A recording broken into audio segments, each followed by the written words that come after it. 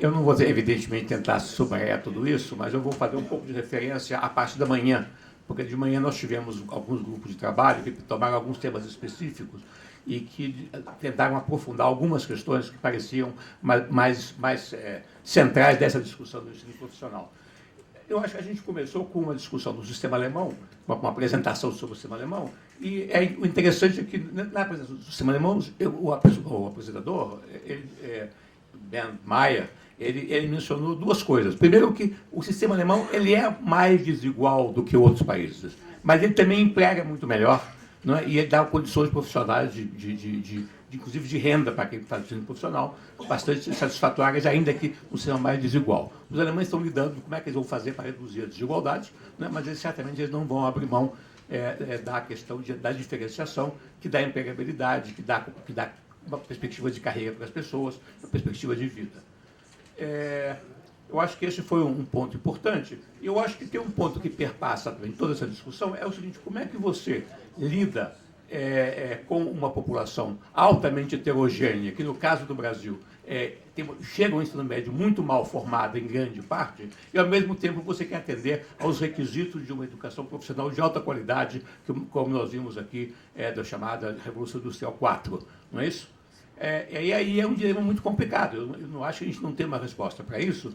E é claro que, por exemplo, a discussão nos Estados Unidos sobre o ensino profissional hoje, em grande parte, é o seguinte: a gente tem que criar um ensino profissional tão bom quanto o melhor do que o ensino acadêmico. Mas, por outro lado, eles têm uma população muito grande que vão ficar no nível intermediário, que não vão aprender as coisas muito sofisticadas. Eu acho que nós temos que lidar com esse dilema. Não é? Quer dizer, uma das coisas que o ensino mais diversificado pode fazer é dar oportunidades diferentes, oferecer coisas que sejam ao alcance de populações diferentes. Então, eu quero mencionar aqui no seminário do Instituto Unibanco, algumas semanas atrás, tinha uma pessoa do Canadá, de Ontário, que ele dizia que eles têm 90% de conclusão do ensino médio no Ontário, mas como é que eles fazem isso? Eles dizem o seguinte: existem 4 tipos de pessoas diferentes no ensino médio: os que vão para a universidade, os que vão para os institutos tecnológicos, de curtos, os que vão para a aprendizagem e os que não vão fazer nada.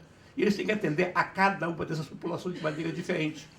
Você não pode atender a todas elas da mesma maneira. Então, eu acho que essa questão, quando a gente discute a questão do ensino médio, da reforma, a gente tem que pensar nesses dois aspectos. Nós temos que dar um ensino médio relevante, que seja, não podemos dar uma formação que seja incompatível com uma economia que vai mudando, uma tecnologia que vai se transformando, mas nós também temos que reconhecer que tem uma população que não vai conseguir fazer um programa muito sofisticado, e aí tem que aprender competências que são competências mais práticas, as chamadas competências de convívio, as chamadas competências não intelectuais ou não cognitivas, mas de tipo social, enfim, outros tipos socioemocionais, outro tipo de formação, mas nós temos que atender a essa população com o que ela tem. E, evidentemente, tanto quanto possível, melhorar o estoque que chega no ensino médio. Eu acho que esse é o dilema central que a gente tem que lidar. Nós discutimos no grupo de trabalho 5 pontos principais. O primeiro ponto era o tema do Marco Nacional de Competências, que é a pergunta que foi colocada aqui também hoje, agora de tarde. Como é que você certifica a competência profissional? A competência do ensino médio, supostamente, é certificada pelas escolas. As escolas fazem isso, elas estão autorizadas, elas dão um diploma. A gente sabe que essa certificação não significa muito, por isso mesmo que criou-se o Enem. O Enem foi pensado no começo, nas suas origens, como uma maneira de você criar um estándar, para você verificar se aquela certificação que as escolas estão dando, né, para o ensino médio, de fato, ela chega a um certo nível mínimo. Depois o Enem se transformou, virou vestibular nacional, mas a ideia inicial era essa. Dá para fazer a mesma coisa num sistema de ensino médio diversificado? E dá para fazer a mesma coisa no ensino médio, no ensino técnico profissional? No modelo diversificado, eu acho que o problema não é complicado. O Cláudio já mencionou isso. Né? Você pode pegar esse Enem e dizer que as pessoas podem fazer tudo, mas depois a universidade aceita o que ela quiser. Eu não sei porque que o Cláudio não dá o passo seguinte, que eu tenho discutido com ele isso. Em vez de fazer todo mundo, você faz a prova aqui, que escolhe, faz português e matemática e depois escolhe o que precisa fazer. Ninguém precisa ser obrigado a fazer tudo. Em todo caso, tem solução para isso. Está ótimo, beleza. Eu achava que vocês, por alguma razão, você não queria. Agora, nós temos 190, eu acho, a última vez que eu vi, áreas profissionais listadas pelo Ministério da Educação. O que é que você faz com essas 190? Então, esse aqui é o tema como é que os países europeus estão lidando com isso, em vários países do mundo. Tem uma coisa que eles chamam de National Qualification Framework. Né? Eles criam um sistema complicado que define para cada uma das áreas quais são as competências, o que a pessoa precisa saber, como é que você avalia a pessoa, como é que você certifica. E eles têm um sistema de certificação profissional associado a isso, que é feito não pelo Ministério da Educação, mas por agências, às vezes particulares, privadas, associações profissionais. Então, isso é muito complicado de certificação. A solução que o Ministério da Educação estava tentando fazer em relação a isso é o seguinte: não, a gente vamos agrupar essas 190 em 13 chamadas de eixos profissionais e vamos, então, fazer uma espécie de enemzinho para cada uma das 13, porque elas supostamente têm uma base científica comum. Só que não tem. Não é? Quer dizer, só que, na verdade, olha, as 13, cada uma desses chamados eixos é uma coleção de coisas muito heterogêneas. Na área de saúde e meio ambiente, tem saúde, tem meio ambiente, tem enfermagem, tem qualquer coisa misturada ali dentro. Não dá para fazer isso. Então, a questão é como é que você avança em relação a isso. Nós não estamos numa situação completa de estaca zero, porque existe um catálogo nacional de profissões que o Ministério da Educação tem trabalhado, o Ministério do Trabalho tem trabalhado sobre isso. Já houve uma tentativa de desenvolver no Brasil algum tipo de sistema de qualificação profissional, uma espécie de marco nacional, que não avançou muito.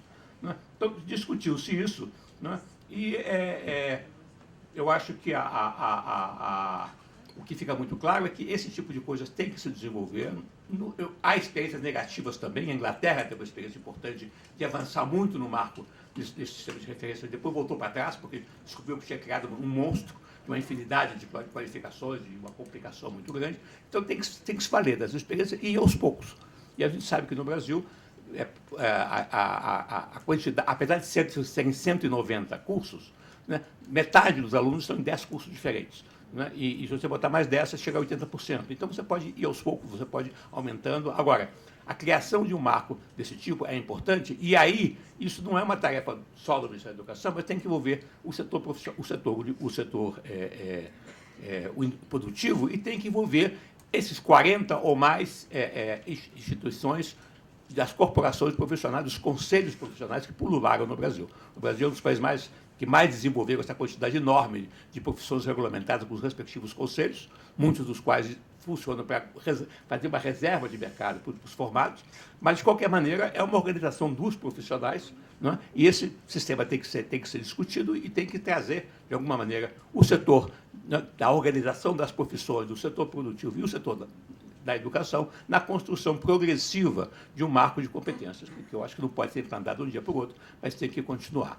Essa foi a discussão que a gente fez, nós não temos uma resposta, mas eu acho que é uma questão importante para avançar na área do sistema, para você dizer que, basicamente, o que você quer que a pessoa, quando seja formada, ele tenha um título que a sociedade reconheça, né? Ele possa exercer a profissão, a sociedade reconheça, e o aluno que quer estudar, ele possa saber quais são, qual é a oferta, que tipo de formação que tem. E se eu escolher essa, qual vai ser o meu futuro? Né? Isso coloca uma questão seguinte, que é um outro grupo de trabalho que estava trabalhando, que é a questão do sistema de informações para a educação técnica e profissional, que hoje em dia no Brasil é muito precário. Né? Quer dizer, se eu quiser saber quais cursos que tem, que tipo de formação, o que eu consigo no mercado de trabalho depois de eu formado, que perspectiva que eu tenho de continuar estudando, né? Se eu posso ou não posso fazer, que tipo de competência eu tenho que ter. Nós não temos nada disso.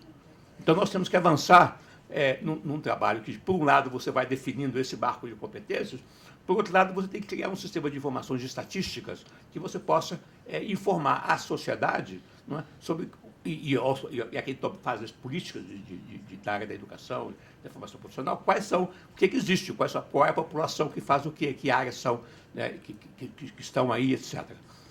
Para isso, nós temos hoje em dia uma pluralidade de sistemas de informação. O Ministério da Educação tem um excelente censo escolar, o IBGE publica as pesquisas nacionais por amostra de domicílios, nós temos a RAIS do Ministério do Trabalho, né? Nós temos o SISTEC, que é o sistema que o Ministério do Trabalho e da Educação desenvolveu. Nada disso conversa bem um com o outro.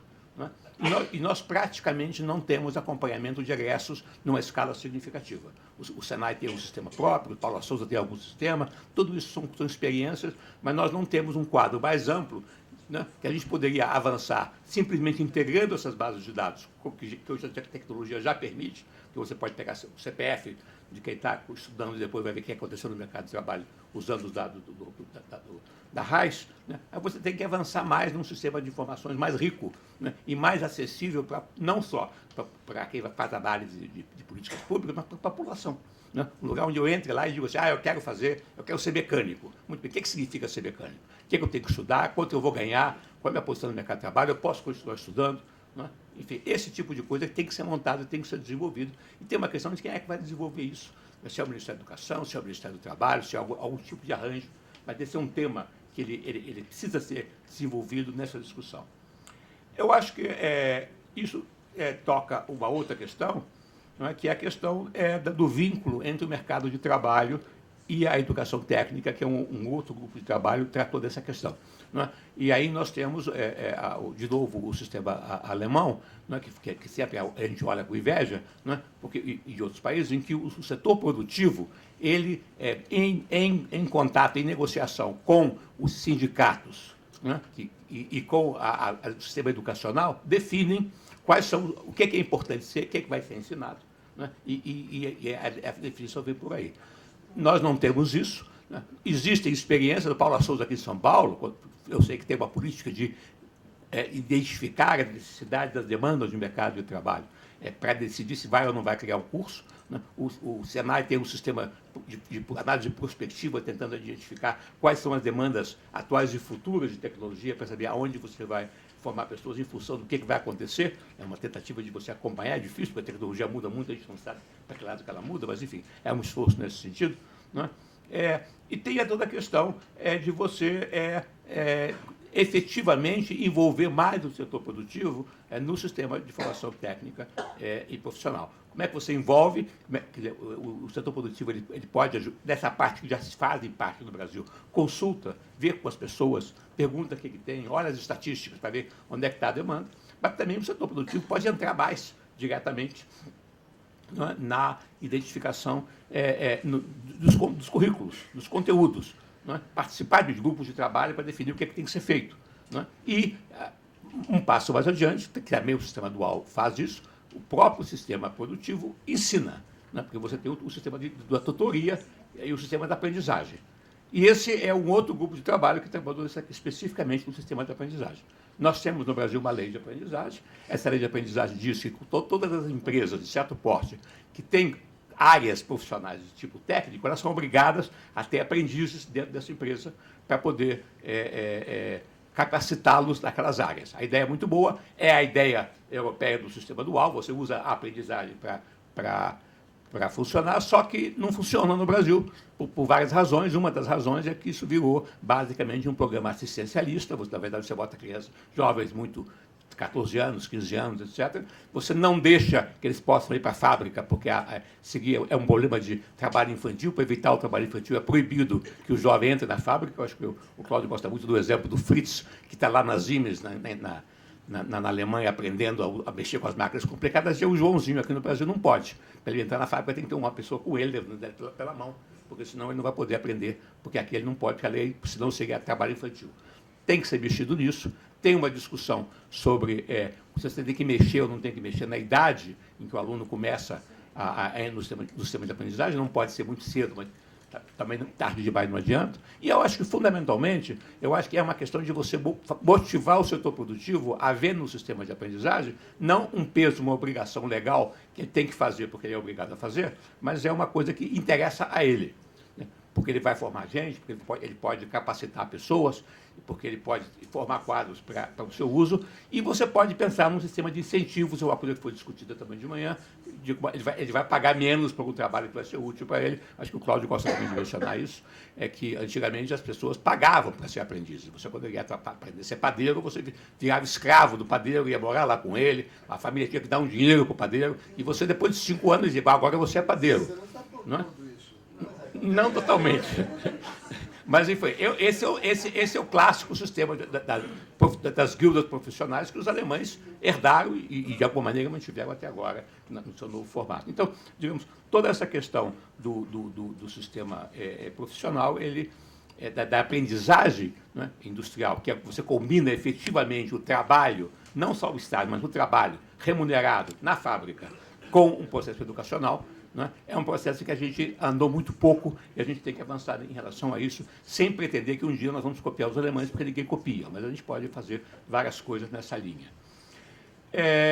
O outro ponto que foi tratado foi o tema da formação dos professores, de como é que a gente faz com a questão do professor da área técnica. Aí eu não vou repetir coisas que nós já foi conversado aqui, mas é evidentemente que a formação tradicional do professor com os cursos de pedagogia, com a licenciatura, não é o perfil que interessa para a educação profissional. A educação profissional requer pessoas com experiência prática, ele pode ter um bacharelado, mas ele dificilmente vai ter uma licenciatura para dar aula, e você não pode ter um sistema que impeça que essa pessoa venha trabalhar.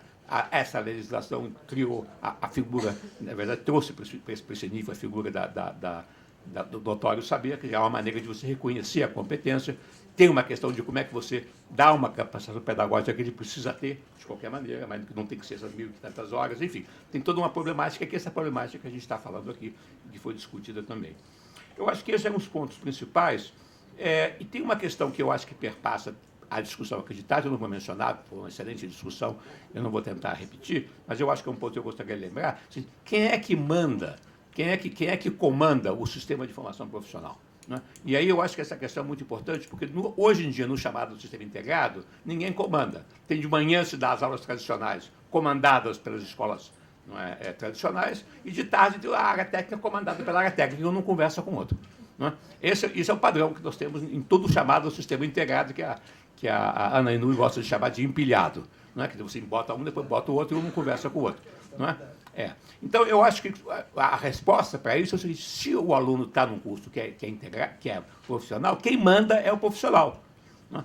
E a chamada base nacional comum, a parte comum que todo mundo tem que ter, e ninguém discorda em relação a isso, a gente pode discordar de que vai nessa base, acho que todo mundo concorda que português e matemática tem que ir, né? E aí, o que mais além disso a gente pode falar, se é entre ciências sociais, até onde é que vai, né? Certamente não pode ser um simples resumo, uma versão mais pequenininha das 13 matérias obrigatórias, e agora, em vez de vamos fazer a mesma coisa para agora em menos tempo, porque não vai dar em nada, tem que ser uma coisa mais enxuta, né? Mas, de qualquer maneira, se a escola é uma escola técnica, quem vai dizer o conteúdo da parte comum tem que ser o pessoal da área técnica. Vai dizer, eu quero um português assim, eu quero matemática assim, eu preciso desse tipo de inglês, não de outro tipo de inglês. Né? O que leva, de novo, à questão de como é que você, na diversificação, como é que você vai ter tipos diferentes de escolas com culturas pedagógicas diferentes. A escola tradicional, ela não vai ter dificuldade de incorporar a área técnica. Né? Eu acho que a área técnica, por exemplo, as escolas, o sistema de Senai, que é o sistema de aprendizagem, que hoje em dia faz o concomitante, mas não faz o integrado, faz pouco, vai ter que trazer o outro para dentro. Né? E os sistemas integrados que já existem vão ter que rediscutir um pouco como é que faz isso, onde a carga da parte geral fica menor. Então, eu acho que isso leva a um redesenho de toda essa discussão. A Maria Helena colocou uma coisa importante, que eu acho que a ideia de que você vai manter o concomitante durante algum tempo, eu acho que possivelmente a gente vai manter. Né? E uma última coisa é o seguinte: o chamado subsequente é uma coisa muito importante que a gente está esquecendo um pouco nessa discussão. O que é o subsequente? O subsequente é o pessoal de 29, 28, 30 anos que já fez o ensino médio e que agora está buscando uma qualificação profissional. Isso não muda e vai continuar existindo. Nós temos um passivo enorme de pessoas que não têm qualificação nenhuma, elas não precisam fazer o ensino médio todo, porque já fizeram, né? Mas elas precisam adquirir uma qualificação profissional. Quem tem atendido esse setor, basicamente, é o Sistema S e o setor privado. O setor privado entrou muito fortemente nessa área, né? A maior parte da matrícula são do setor privado. Eu acho que isso tem que continuar, até o momento em que a gente esteja formando um número suficiente de pessoas no nível médio que elas não precisem mais de fazer o subsequente. Esses são os pontos principais que eu queria trazer. Eu acho que foi um dia maravilhoso de discussões. Eu acho que, enfim, estamos avançando em relação a isso. Muito obrigado.